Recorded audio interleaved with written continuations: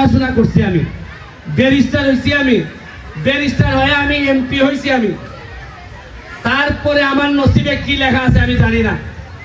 আমার বাবা মা যদি চুনারঘাটে থেকে পুরাতন সিস্টেমে আমারে বড় করে এই জায়গা পর্যন্ত আনতে পারেন, আমার একটা বিশ্বাস, আমার অন্তত চুনারঘাট মাধবপুরের মানুষ, আপনারা এখন যারা মারা আছেন তারা আমার মার চেয়ে অনেক বেশি শিক্ষিত, অনেক বেশি আধুনিক।